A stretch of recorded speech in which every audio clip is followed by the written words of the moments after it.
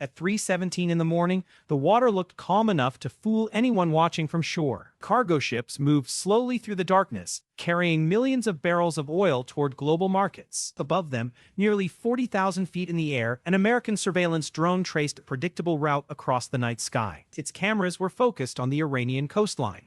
For hours, nothing happened. Then everything changed. Deep inside a mountain overlooking the coast, a radar operator noticed a tiny signal moving across his screen. The target had been there before. It followed the same route every night. But tonight was different. The order came immediately. Track it. A powerful radar beam burst into the sky and locked onto the aircraft. Inside the drone's control system, warning alarms exploded to life. Thousands of miles away, operators stared at flashing red indicators. The aircraft instantly attempted evasive maneuvers. It was already too late. A missile erupted from a concealed launcher hidden among rocky cliffs. Within seconds, it was climbing through the darkness. Drone banked hard. The missile adjusted. The drone turned again. The missile was faster. A bright flash lit the sky. Fragments of metal scattered across the water. The most important American eye in the region disappeared from radar, and nobody knew it was only the beginning. Far from the crash site, inside a major American military installation in the Gulf region, night shift personnel continued their routine operations. The base was enormous. Rows of aircraft sat on reinforced runways. Missile batteries guarded every approach. Radar systems scanned hundreds of miles in every direction. The soldiers believed they were protected by one of the most sophisticated defense networks ever created. What they did not know was that dozens of launch crews were already preparing to attack. Across the Iranian coast, trucks began moving. They looked harmless. Most resembled ordinary commercial vehicles. Some carried shipping containers. Others appeared to be transporting construction equipment. Satellite images showed nothing unusual. That was exactly the point. The vehicles traveled under darkness, avoiding major highways and staying hidden beneath natural terrain. By the time they reached their launch positions, only minutes remained. The container roofs slid open. Hydraulic systems activated. Missiles slowly rose toward the sky. 1, 5, 10, 20. Every launcher came alive at the same moment. Then the countdown ended. The ground shook violently. Columns of fire erupted into the darkness. Ballistic missiles accelerated upward with terrifying speed. Within moments, they disappeared into the upper atmosphere. The attack had begun. But the missiles were not the real danger. They were merely the distraction. Hundreds of miles away, another force was moving into position. Inside a remote desert location, technicians prepared dozens of one-way attack drones. The aircraft were simple, cheap, yet incredibly dangerous when used in large numbers. Launch crews worked rapidly. Engines started. Navigation systems activated. One after another, the drones launched into the night. Their destination was the same military base already tracking the ballistic missiles. The defenders now faced two completely different threats approaching from different directions, and they had only minutes to respond. Inside the command center, warning alarms multiplied. Radar operators watched as new contacts appeared across their screens. At first, the situation seemed manageable. The ballistic missiles were visible. Tracking data was available. Intercept calculations were already being generated. Then the drone swarm arrived. Everything changed. The radar system suddenly became crowded with targets. The drones flew in dense formations, some separated. Others regrouped. Electronic signatures overlapped. Computer systems struggled to classify every object. The software was designed to handle large attacks, but no system was perfect. Every additional target increased processing demands. Every second created more confusion. Operators began receiving contradictory information. Different sensors reported different positions. Tracking paths crossed each other.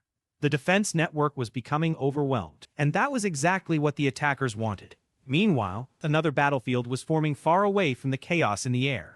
A massive American aircraft carrier moved steadily through Gulf waters. The ship represented one of the most powerful military assets on Earth. Thousands of sailors operated aboard it. Dozens of aircraft waited on its flight deck. Entire nations measured naval strength against vessels like this. Yet even giants have vulnerabilities. Beneath the surface, hidden among underwater terrain, a small submarine remained motionless. It had been waiting for days.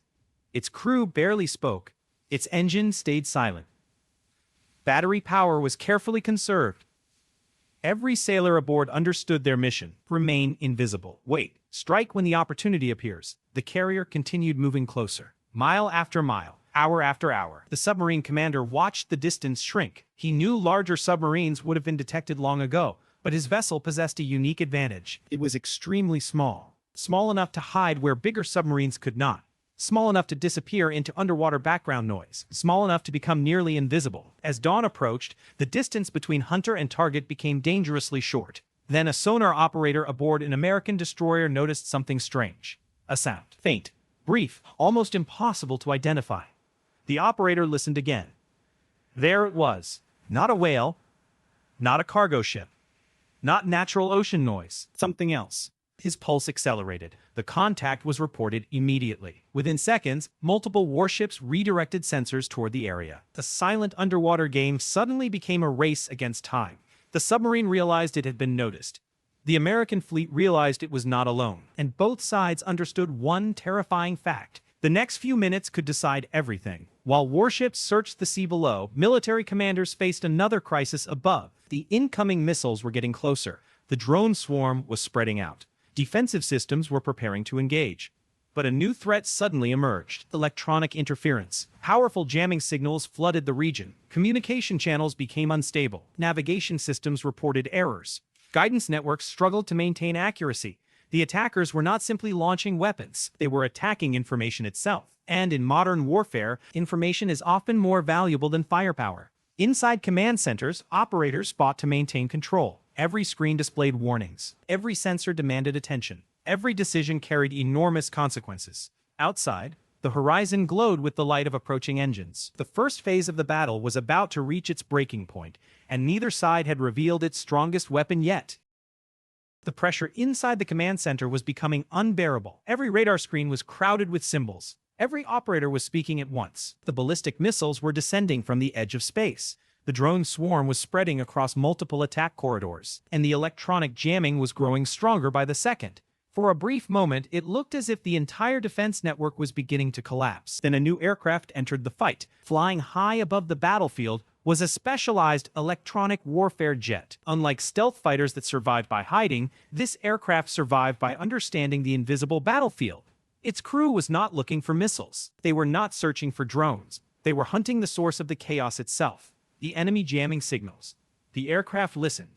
It did not transmit. It did not announce its presence. It simply listened to the electronic noise flooding the region, and what it heard told an important story. Every jammer was screaming its location into the darkness. The stronger the signal became, the easier it was to track. Within minutes, analysts on board had identified the source. The interference was not coming from dozens of locations. It was being coordinated through a handful of critical radar and communication nodes hidden along the coastline. Those systems were acting like the brain of the entire operation. Destroy them and the attack would lose coordination. Leave them intact and the chaos would continue. The decision came immediately. Eliminate the source. The missile dropped from beneath the aircraft's wing. Its engine ignited seconds later. The weapon accelerated toward the coastline. Unlike traditional missiles, it was not looking for a vehicle or a building. It was looking for electronic emissions. For the radar beam itself, the operators on the ground suddenly realized what was happening. They had a choice: keep transmitting and guide the attack, or shut everything down and save themselves. Neither option was good. Every second they hesitated brought the missile closer. Finally, the radar screens went dark. Power was cut. Transmitters shut down. The operators hoped the missile would lose its target. But the weapon had already memorized the location. It continued its attack. Seconds later, a massive explosion tore through the command site. Tennis collapsed. Communication equipment vanished in a cloud of fire and debris. The electronic assault ended instantly. Across the region, radar systems suddenly became clear again. Signals stabilized. Communications returned. Tracking systems recovered. For the first time since the attack began, the defenders could finally see the battlefield. And what they saw was alarming. The ballistic missiles were only moments away. Interceptor batteries reacted immediately. Launch tubes opened. Defensive missiles erupted into the sky. The interceptors climbed rapidly toward their targets. The closing speeds were extraordinary. Thousands of miles per hour. The first collision occurred high above the desert. A brilliant flash illuminated the darkness.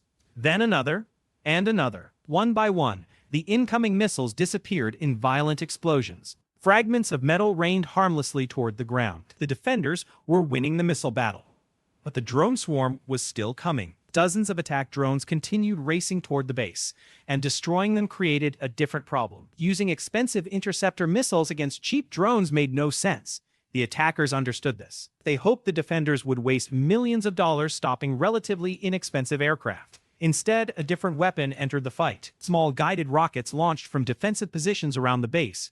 They were fast, accurate, and far cheaper than traditional interceptors. Laser designators tracked incoming drones. Invisible beams locked onto targets. The rockets followed those beams with remarkable precision. One drone exploded, then another, then 5 more. The sky became a chain reaction of fireballs. Within minutes, large portions of the swarm had vanished, yet a few drones still slipped through.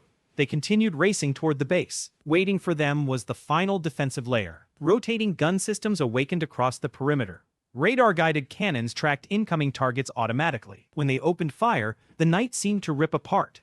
Thousands of rounds filled the air. The stream of metal created an invisible wall between the base and the attackers. The surviving drones never made it through. They were shredded before reaching their targets. The assault that had begun with such confidence was rapidly falling apart. Back at sea, events were moving just as quickly. The submarine had lost the one thing keeping it alive: its secrecy. American warships now knew exactly where it was hiding. The underwater hunter had become the hunted. The submarine commander faced an impossible situation. Moving would create noise. Launching torpedoes would create even more noise. Remaining still offered little hope. Above, destroyers tightened their circle. Helicopters arrived overhead. Sonar buoys splashed into the water. Every escape route was closing. The pressure inside the submarine became psychological as much as physical. Crew members listened as enemy ships maneuvered around them. They knew they were surrounded. Then the first depth charges detonated. The ocean shook violently. The explosions were not intended to destroy the submarine outright. They were intended to break its confidence. Shockwaves slammed through the hull. Equipment rattled. Lights flickered. The crew understood the message. The enemy knew exactly where they were. Another pattern of explosions followed, then another. The submarine commander looked at his exhausted crew. Battery reserves were running low. The odds of escape were almost non-existent. Continuing the fight would only end one way. A final message arrived through underwater communications. The instructions were simple: surface immediately. For several long moments, nobody spoke. Then the commander made his decision. Compressed air roared through ballast tanks. The submarine began rising, slowly, reluctantly. Defeat emerging from the depths. Minutes later, the vessel broke the surface. American warships surrounded it from every direction. Helicopters hovered overhead. Escape was impossible. The submarine that had once threatened one of the world's most powerful fleets now sat exposed beneath overwhelming force. Its mission was over. Its role in the battle had ended. As sunlight spread across the region, the larger picture became clear. The missile attack had failed. The drone swarm had been destroyed. The electronic warfare network had been eliminated. The submarine had surrendered. What had begun as a carefully coordinated offensive was now unraveling at every level. But one final gamble remained. Along the coastline, fast attack boats launched from hidden coves and small harbors. They accelerated toward open water, dozens of them. Small, fast, dangerous. The boats carried rockets and anti-ship weapons. Their commanders understood the risks. This was a last attempt to change the outcome. If they could overwhelm the fleet with numbers, perhaps they could still inflict damage. The formation raced across the waves. Spray erupted behind them. Engines screamed at maximum power. From a distance, they looked like a swarm of predators charging toward a wounded target. But the carrier group was not wounded anymore. Its communications were restored. Its sensors were functioning. Its aircraft were fully operational. Long before the boats entered weapon range, helicopters lifted from the carrier deck. They moved into attack positions with calm precision. Targeting systems locked onto the lead vessels. The first missile launched. Seconds later, the lead boat vanished in a ball of fire. Then another, and another.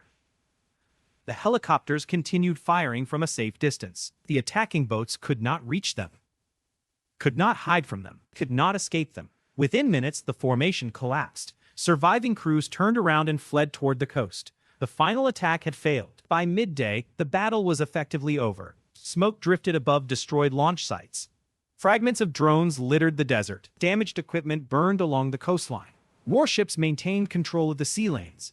Aircraft continued patrolling overhead. The outcome ultimately was not decided by who launched more weapons. It was decided by who controlled information. The moment the electronic blindfold was removed, the battlefield changed completely. The attackers still possessed missiles. They still possessed drones. They still possessed ships and submarines. But they no longer possessed the ability to coordinate them effectively. And in modern warfare, losing that ability can be more devastating than losing the weapons themselves. The battle had started in darkness. It ended in clarity. And once that clarity arrived, the result was never truly in doubt.